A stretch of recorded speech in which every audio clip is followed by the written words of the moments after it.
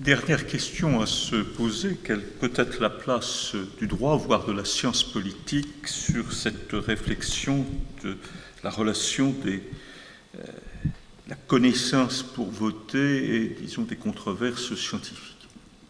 Oui. Peut-être dire que si on est ici dans une Bastide, qui est une œuvre architecturale et d'une certaine technique urbaine, on est aussi dans un lieu qui est né après une histoire bien précise et qui est aussi le résultat de cette histoire et de changements de mode de vie et d'une culture.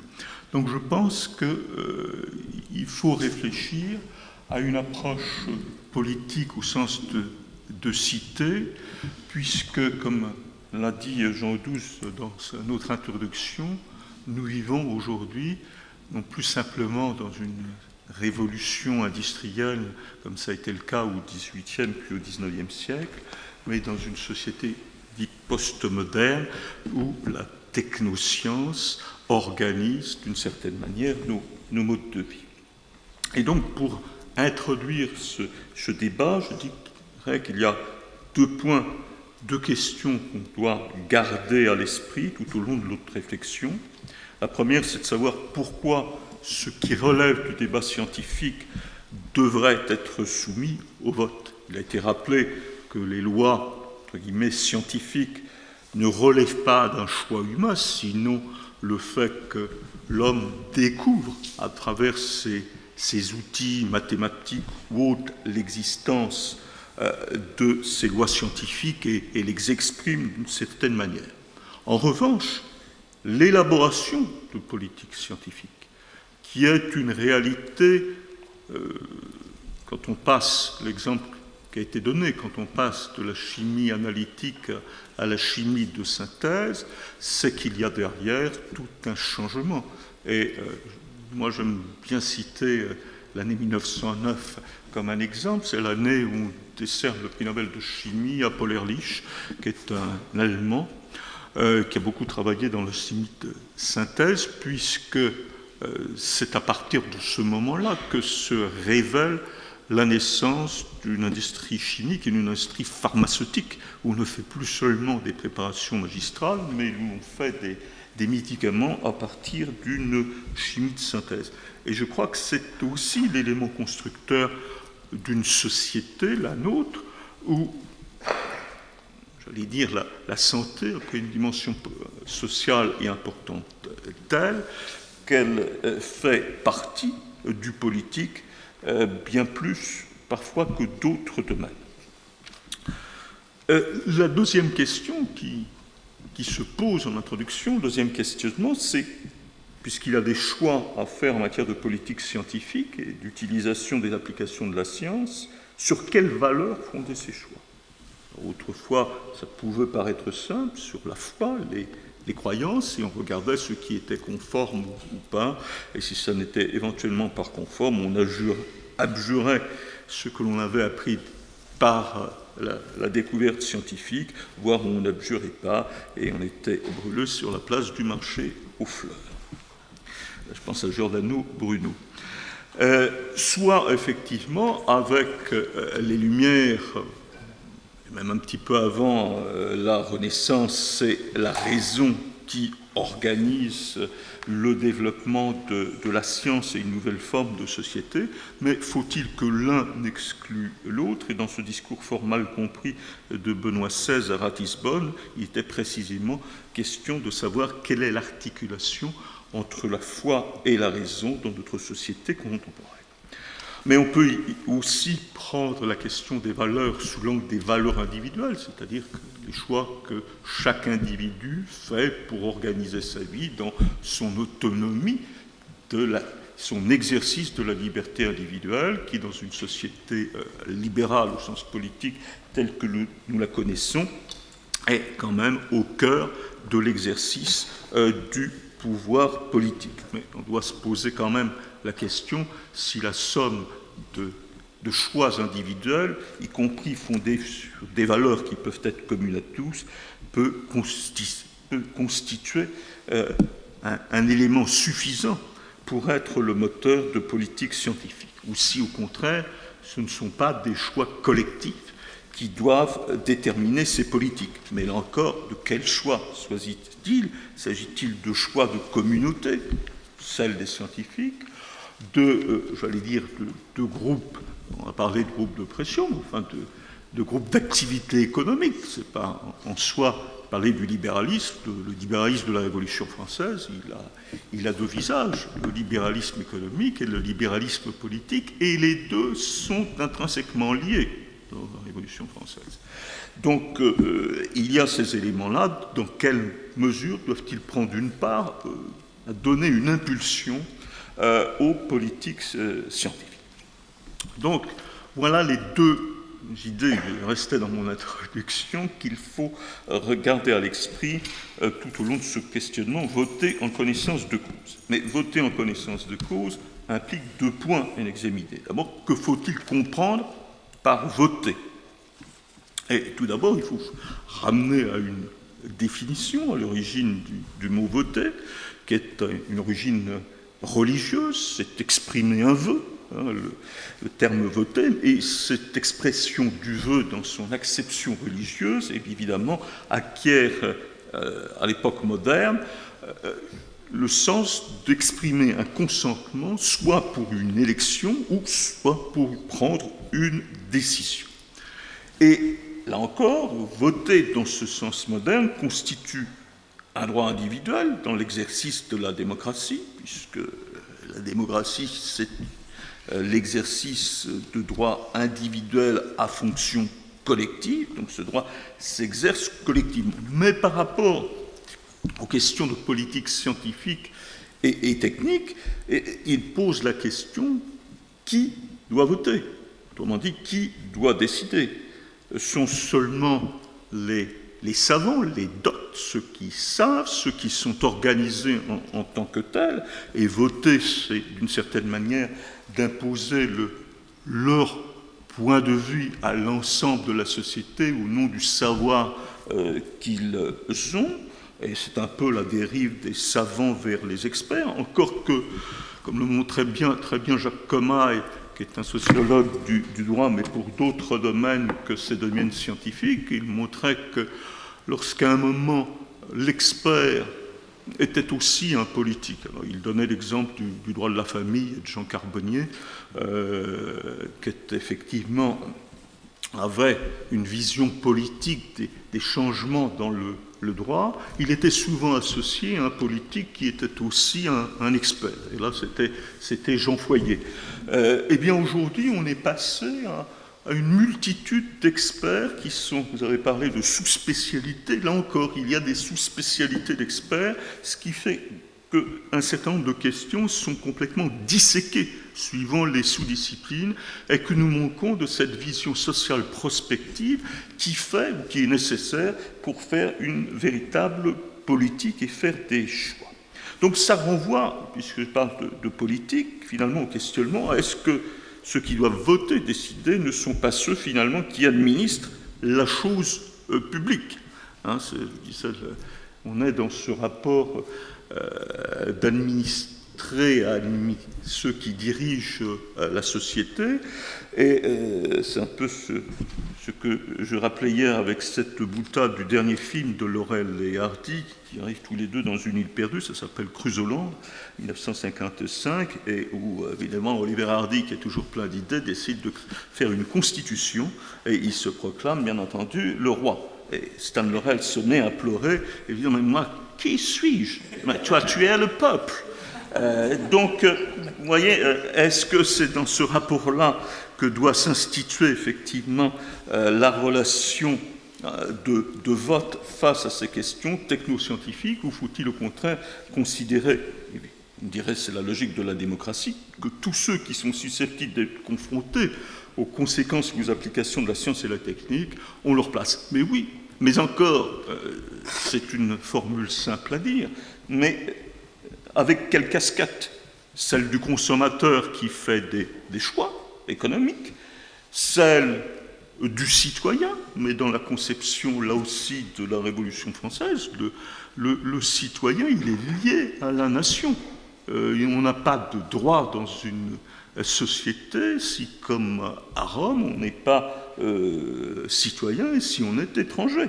Ou faut-il au contraire estimer que lorsque l'on vit quelque part l'environnement, n'est-ce pas, comme les nuages qui portent les poussières nucléaires, l'environnement ne distingue pas entre les Français et les étrangers, et donc faire aussi en sorte de prendre en compte tous ceux qui vivent sur un territoire.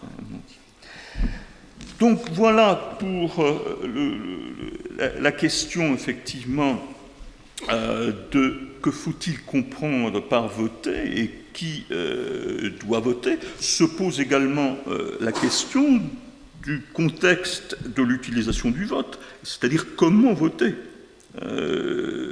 comment faire des choix. Alors, moi, je distingue, mais bon, c'est un petit peu artificiel, je distingue deux types de situations. Les politiques publiques en matière scientifique, la politique de l'énergie, la politique vis-à-vis de la lutte contre le cancer ou contre le tabac, et puis les choix de société qui sont un petit peu plus liés, comme ça a été expliqué tout à l'heure, aux choix en matière de famille ou de sexualité. Et on peut considérer que dans le premier aspect des choses, comment décider, il vaut mieux faire des choix clairs et tranchés, ne serait-ce que parce qu'on ne peut pas mettre de l'argent dans tous les paniers de façon purement utile, sinon, effectivement, on saupoudre et ça satisfait peut-être ceux qui reçoivent un petit peu et ceux qui envoient ce petit peu à beaucoup, mais ça ne fait pas des politiques efficaces. Donc il faut des choix clairs et tranchés pour ce type de domaine. En revanche, pour les choix de société, parce qu'ils sont complexes, qu'ils demandent une certaine maturité, on aurait plutôt tendance à croire qu'ils doivent être faits avec un certain consensus. Bon, j'aime pas tellement le terme, mais dites au moins qu'ils impliquent une certaine maturité sociale, qu'on ne peut pas forcer une société, qu'on n'adopte pas ces changements, j'allais dire, à la majorité sans un consensus plus large. Bon, mais c'est un questionnement en soi. Il y a aussi le comment, dans le sens à quel niveau prendre ces choix. C'est-à-dire, faut-il, comme je l'évoquais tout à l'heure, prendre en compte la notion de territoire. Vous savez que la loi de hôpital santé, c'est une loi aussi sur le territoire, avec l'idée que je vis au pays, je décide au pays des conséquences que peuvent avoir un barrage ici, une usine nucléaire là. Mais là encore, si l'intérêt local, même si c'est un intérêt concret, prévaut sur l'intérêt général, alimenter l'ensemble du pays en énergie, est-ce que, si on ne considère que l'intérêt local, on remplit réellement une tâche véritablement politique? L'autre aspect, l'autre question qu'on doit se poser, c'est que veut dire en connaissance de cause? Alors, bien entendu, si l'on reste dans l'acception mise en avant de l'individu au centre de la démocratie, c'est évidemment voter, c'est son consentement libre et informé, mais là encore de qui? L'individu directement concerné, ou plus largement concerné parce qu'il est touché par les conséquences de cette politique, ou l'individu en tant que citoyen. Et si c'est une liberté d'être informé, s'agit-il d'une liberté simple? On est dans une société, l'accès à l'information est libre, à France Culture, chacun bénéficie d'une éducation et donc doit tirer profit, et s'il ne tire pas profit, je dirais tant pis pour lui. Ou est-ce qu'au contraire, il faut une liberté renforcée, estimant que, comme en droit de la consommation, le consommateur est plus vulnérable face à celui qui lui impose une addiction aux mêmes lessives de poudre blanche, et il faut que le droit, c'est-à-dire la loi et la jurisprudence, viennent dire que même quand on lui explique les choses, si on ne lui explique pas en lui mettant en gras et en lui expliquant qu'il doit pouvoir renoncer pendant 3 semaines ou un mois, à ce moment-là, sa liberté n'est pas entière. De même, quelle information doit-on donner? On va parler du principe de précaution. Doit-on donner une information sur des risques avérés, connus, ou doit-on donner une information sur des risques non avérés, ce qui veut dire qu'on scientifiquement, on n'est pas toujours en état de les connaître avec certitude. Ça ne veut pas dire pour autant qu'on n'a pas des hypothèses pour savoir ce qu'il pourrait être. Doit-on donner des informations sur le risque individuel? Allez chez votre médecin qui propose de vous opérer, évidemment, il doit vous dire que vous opérant effectivement de telle chose, vous avez tel risque de conséquences secondaires, et vous faites en libre choix le choix de vous faire opérer ou de ne pas vous faire opérer en pesant l'avantage ou l'inconvénient. Ou au contraire, est-on ici dans des choix collectifs? Alors on le reconnaît notamment dans les questions de bioéthique depuis une vingtaine d'années, en disant que ces choix-là ne peuvent pas être réservés aux seuls praticiens et experts de la chose scientifique. Mais, d'une part, on ne l'a pas reconnu dans tous les domaines, et la question, effectivement, c'est la question notamment du nucléaire, et ce qui explique peut-être des débats bloqués comme ceux dont on parlait tout à l'heure sur les nanotechnologies, mais on est en train de renouveler le même type d'expérience sur la biologie de synthèse. Et donc l'idée, c'est de substituer aux experts praticiens d'autres organismes qui soit organisent le débat, soit au contraire sont censés éviter les catastrophes. Ce sont les agences sanitaires. Alors, donc ces choix ne peuvent plus être réservés aux seuls experts de la chose scientifique, mais ça n'est pas suffisant. Ces choix ne peuvent plus, à mon sens, seulement s'accomplir dans une démocratie représentative.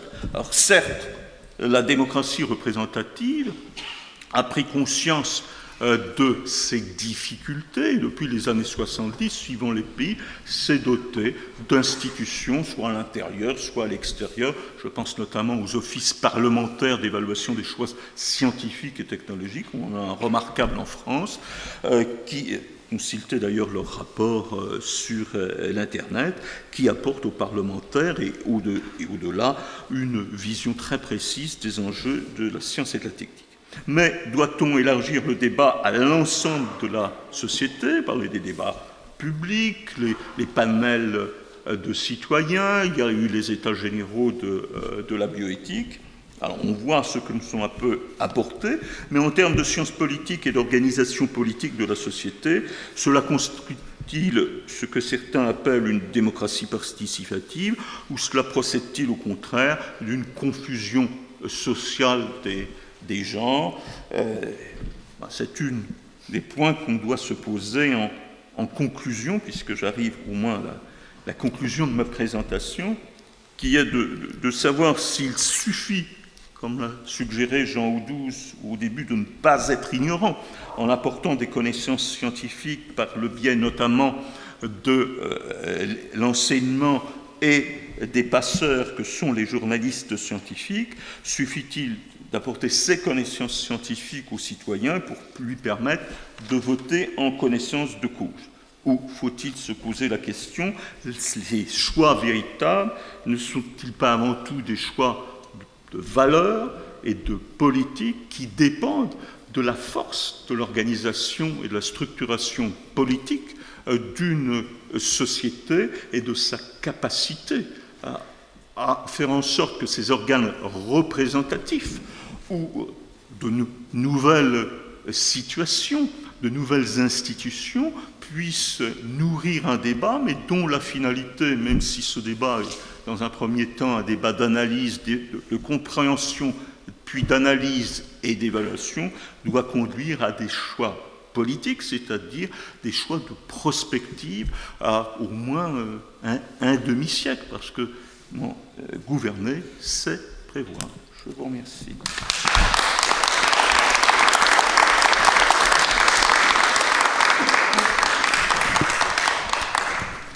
Bien, mais nous allons bientôt commencer nous commençons maintenant la deuxième partie qui est donc le dialogue avec vous. Auparavant, je voudrais faire une remarque et peut-être, discuter avec Stéphane sur ce qu'on appelle les applications.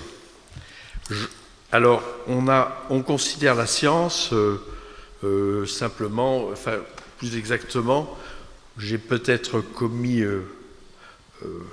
j'ai orienté les débats scientifiques vers ce que j'appellerais les risques présentés par certaines inventions, le nucléaire, les biotechnologies, etc. Alors je crois quand même que aujourd'hui, prenons un pays comme la